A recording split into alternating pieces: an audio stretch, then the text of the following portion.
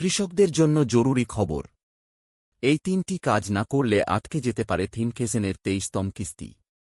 আপনার দেখছেন the Bong news. থিমকেসেন প্রকল্পের পরবর্তী 22,000 টাকার কিস্তি পেতে কৃষকদের কয়েকটি গুরুত্বপূর্ণ কাজ সম্পূর্ণ করা জরুরি।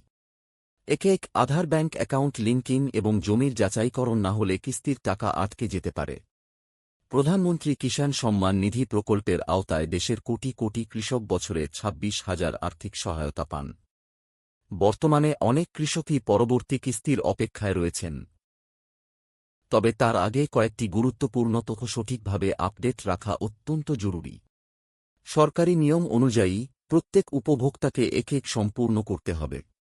এটি অনলাইন পোর্টাল, মোবাইল অ্যাপ অথবা নিকটবর্তী কস্ট সেন্টারের মাধ্যমে করা যায়।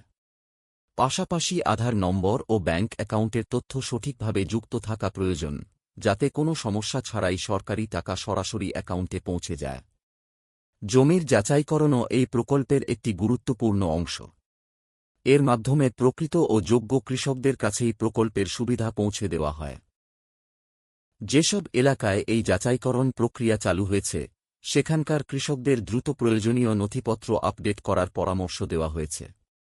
যদি এখনও এক আধার ব্যাংক অ্যাকাউন্ট লিঙ্কিং বা জমির যাচাইকরণের কাজ সম্পূর্ণ না করে থাকেন, তাহলে যত দ্রুত সম্ভব তা সম্পন্ন করুন।